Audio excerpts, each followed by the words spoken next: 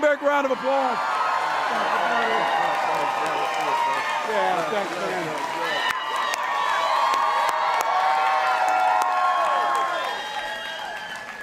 man. Wow. Well, good evening, Winston-Salem. Good to see you all. Got a couple thank yous. Rep Manning, thank you so much. Make sure you're sending them back. Make sure the mayor met me, talked to it. This community is known across the country. Mayor Joines, thank you. And can we just all agree, and I saw it, the shirts on, you saw Tamika up here, never underestimate public school teachers. So, never.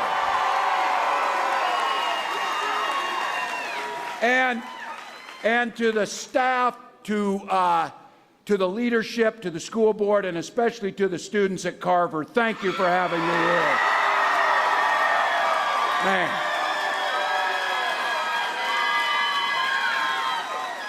I feel right at home, so thank you. Look, North Carolina, too, I know something about, and am a little biased towards governor. You have one hell of a governor in Roy Cooper. Amazing.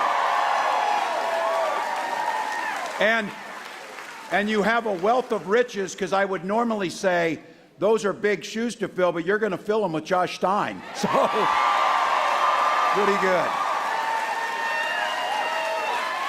And let me just say to each of you, you came out tonight, you parked, and between traffic and planes and things, you waited here. But you came out for a very beautiful reason. You came out because you believe in the promise of America and you love this country. So thank you to all of you. And look, we might have had to wait a while, and it might be a little warm, but we've waited nearly 250 years, and in 19 days, we get to say Madam President. So.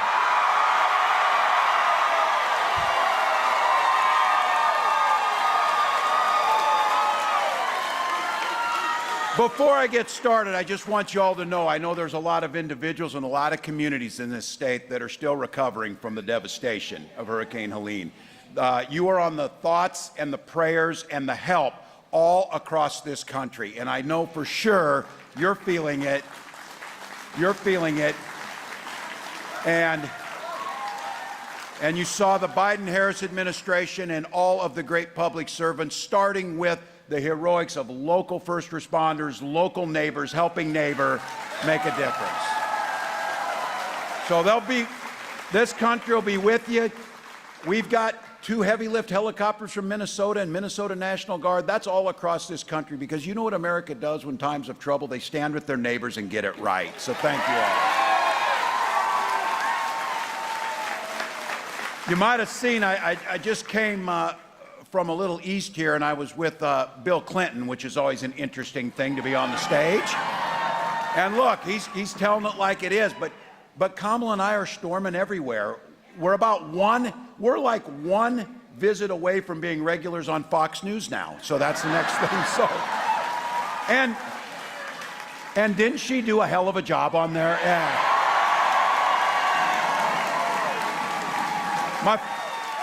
My favorite is, excuse me, I'm not finished. Let's all agree, she is not finished with this yet. So now contrast to that, we're not seeing much of the former guy, but Donald Trump addressed a town hall at Univision yesterday. Yeah.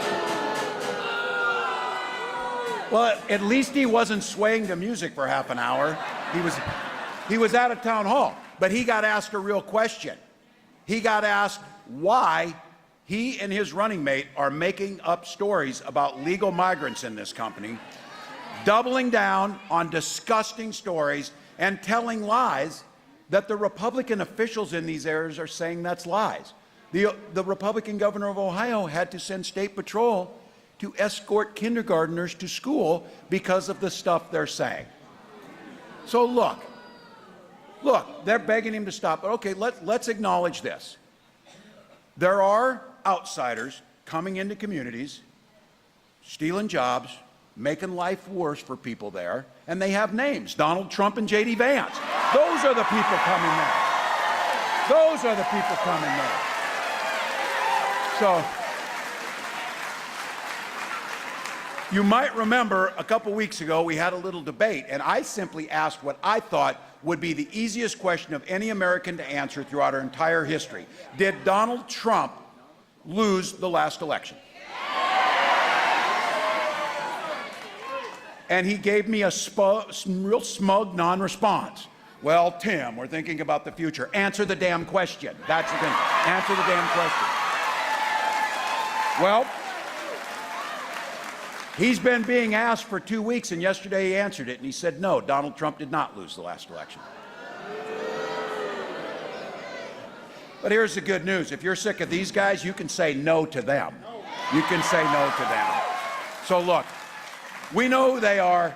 Kamala Harris is offering us a new way forward, a better way forward.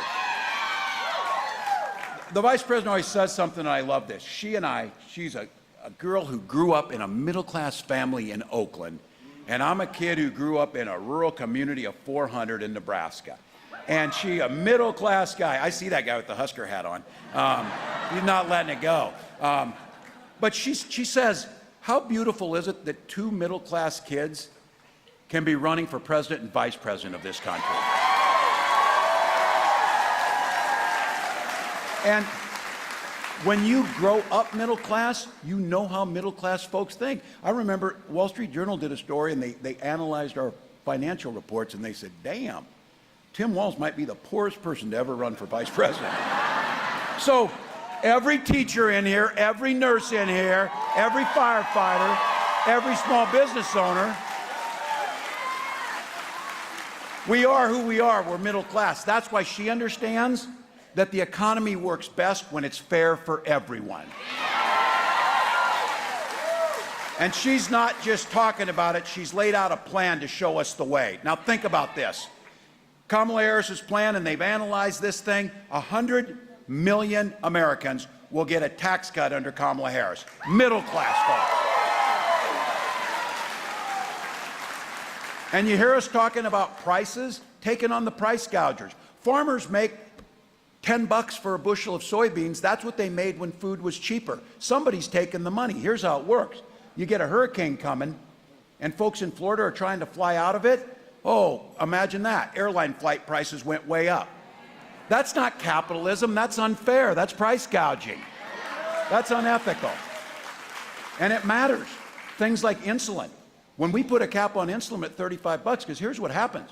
An airline flight might be one thing, but getting out of the way of a hurricane is pretty damn important. But taking your insulin, life and death. We had a young man in Minnesota, Alex Smith. Couldn't get his insulin because after 26, he went off his parents' insurance. He started rationing it, and he died because of it. So his mom, Nicole, comes to the state capitol and says, I will be damned if another family will lose a child. And we passed a law capping insulin price at 35. That's what Kamala Harris is doing.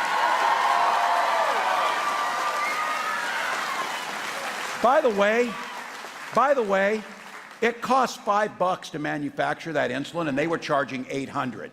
So just to be clear, yeah. Look, and then something bringing costs down. But Kamala Harris brought up something. I see it is good. There's a lot of young people in this crowd. That is a good thing.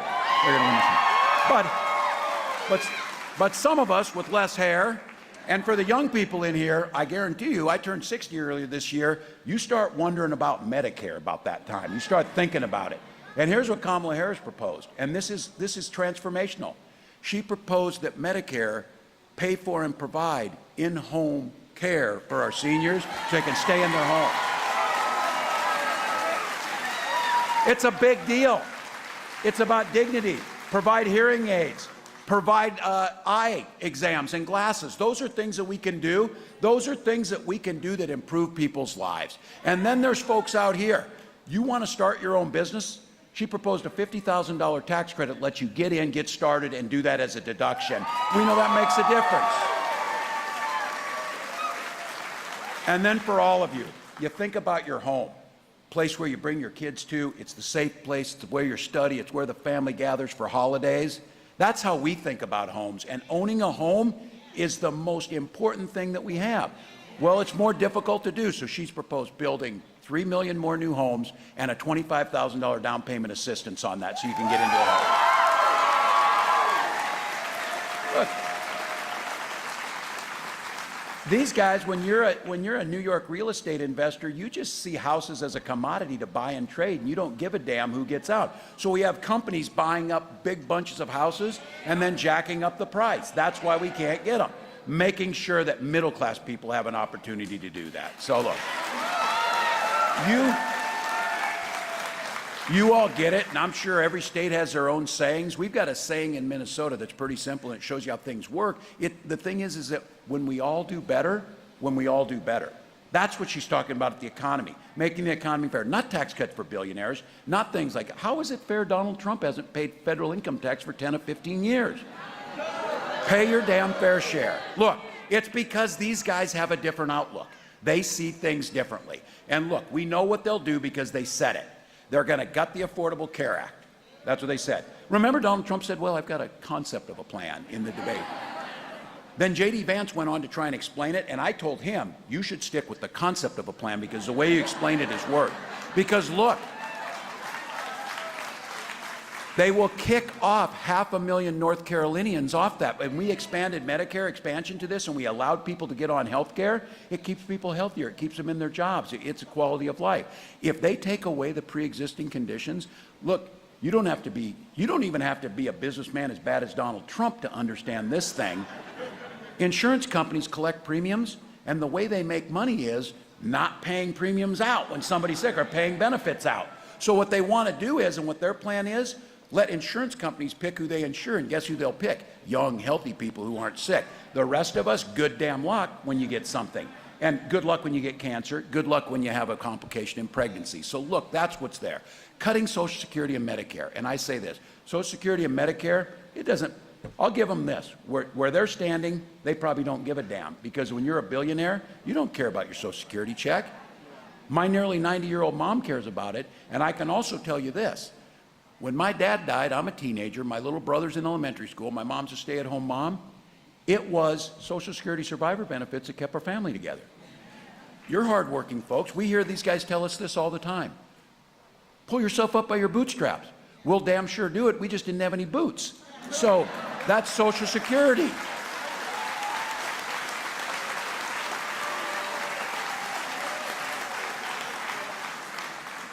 You know, self-made man with $400 million to start out with. For Christ's sakes, every single one of us in here would be richer than him today because we'd be better business people. So if we got your parents left you that. And then don't make a mistake. Every single economist and everybody who's looked at this, Donald Trump's talking about slapping on a national sales tax. He wants to call it a tariff, but everybody knows you'll end up paying it. $4,000 a year, about 20% tax on everything you buy. It's bad policy. But look, he did keep one promise. He got his rich folks down to Mar-a-Lago and he said, you're rich as hell, and I'm going to give you a tax cut. He delivered.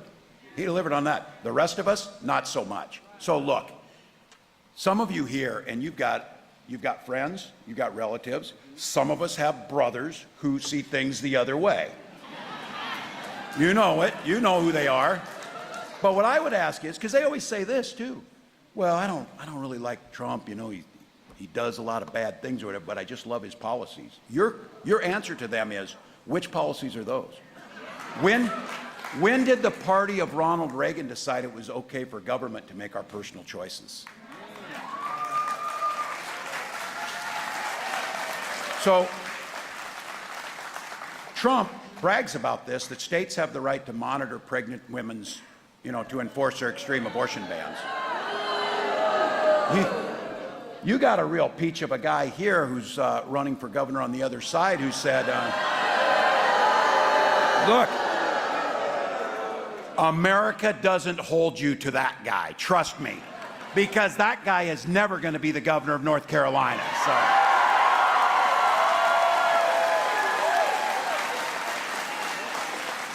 But this guy's running for governor of this great state and says, once you're pregnant, it's not your body anymore. The hell it's not. The hell it's not. So look, that's not what freedom means. Where I come from, we respect our neighbors. We respect their personal choices. Now look, I wouldn't make the same choices some of them make, but you know what? It's none of my damn business what their decision is.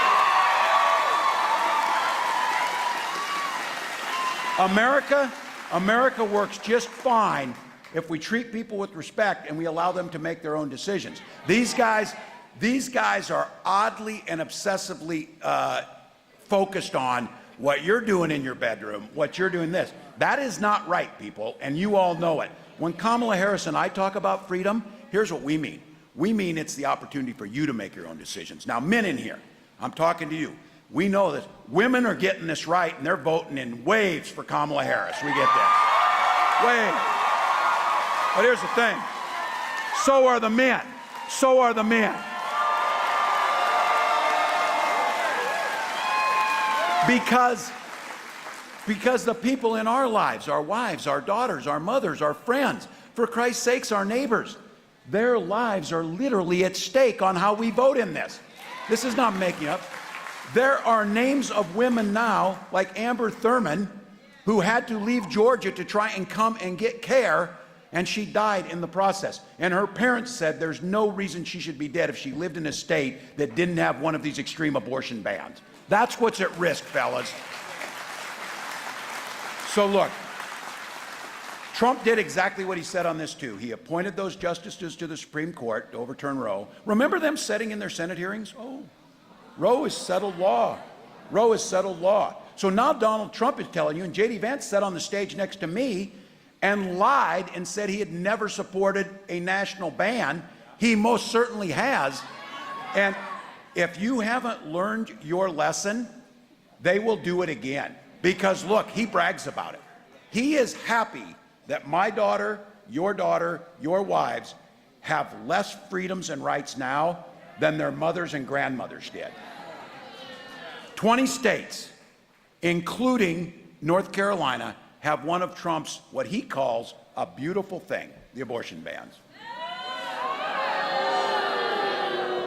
Let's be very clear, this is health care. And again, fellas in here, Kamala Harris during one of those hearings asked a really important question when she said, can you name one law that dictates men's bodies?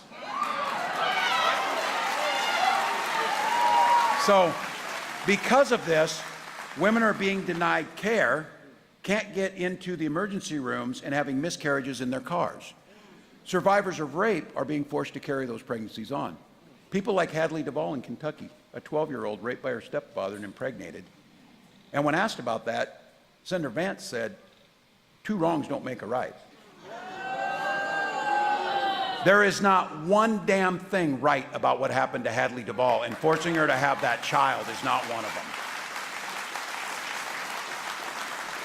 And in states trying, in Mississippi and others, trying to close the door on fertility clinics. And look, Hadley Duvall doesn't want to have her name out here, but she's brave and she's talking about it. Andrew Thurman's parents are grieving, but they're talking about it. We've seen folks across the country have to come forward. My wife and I talked about this a little bit because we struggled with infertility and spent years. We had insurance, thank God. And we were able to get that care to make sure that we had our beautiful daughter. And I will be damned if someone in elected office should dictate and deny another family the opportunity to have the family that they want. Look, it's a hell of a thing that we're here in 2024 fighting this fight again, but I'll tell you what, it's a privilege because future generations are going to remember who was here and who was fighting these fights.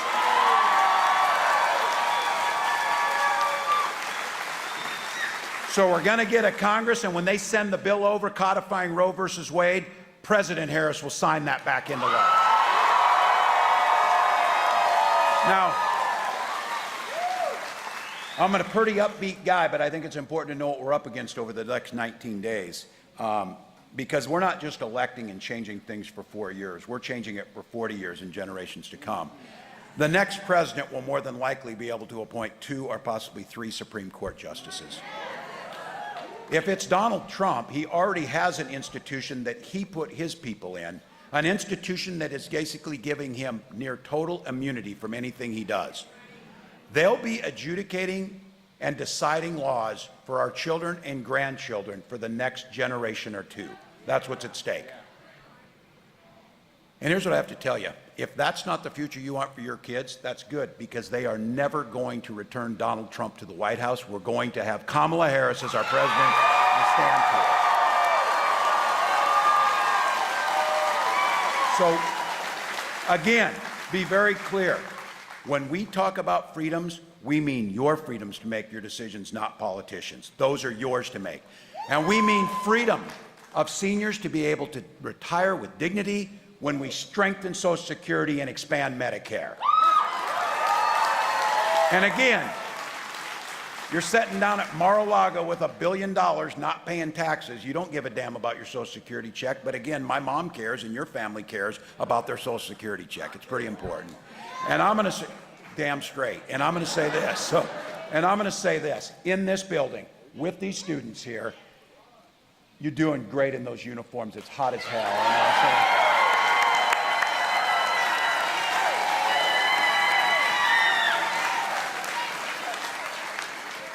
We've waited 250 years. We'll go 10 minutes, 8 minutes here, and we'll be going. So look, in this place, and being a teacher for all those years, and being a father of a senior in high school, I gotta tell you, freedom means getting our little ones dressed in their best, sending them to school, a place of joy where they can learn, and also freedom means them not being shot dead in their classrooms.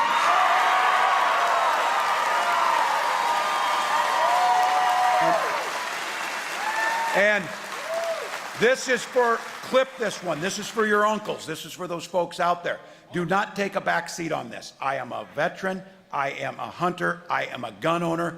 Kamala is a gun owner. But look, owning guns doesn't mean that you jettison common sense, and it doesn't mean that you don't support the Second Amendment, because we do. But our first responsibility is the protection of our children. Now, here's one for your family members. I believe this is correct. I believe this is the first time in modern American history that the Democratic Party's nominees for president and vice president both own guns. So there you go. Now, there's a second part to this. And the Republican nominee for president can't pass a background check to get one.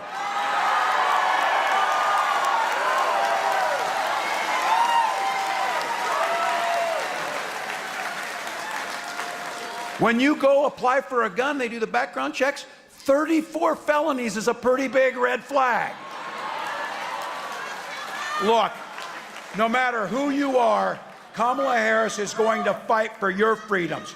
She's going to fight for your ability to choose your life, and she will be a president for all Americans, whether they vote for us or against us. Look, 19 days. This country's divided, this is close, and we're going to be underdogs. I'm okay with that. I'm okay with that, because I look at this room, and this is the time we go, because all the work we've done, all the ads we've done, all the phone calls, all the door knockings, all the rallies, you know what it's all about? And there's some of you here, that little sticker that says, I voted. That little sticker that says, I voted. We gotta get everybody to get the little sticker that says, I voted. So look, we're leaving it on the field, folks. Vote, and vote early. Tomorrow morning. Tomorrow morning. You've got one stop early voting. If you're not registered or a friend's not registered, pick them up, buy them a coffee, drive them there. They can register and vote tomorrow, and we can win this thing.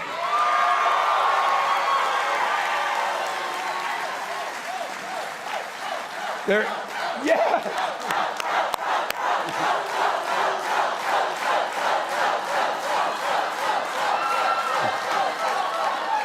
This group knows the assignment. They know the assignment. So, look, iwillvote.com/North Carolina. That'll give you all the information you need. Go out knocking doors, making phone calls right now. Again, in North Carolina, a vote or two per precinct will be waking up on that 20th day to President Harris. That's what those 1 or 2 will be.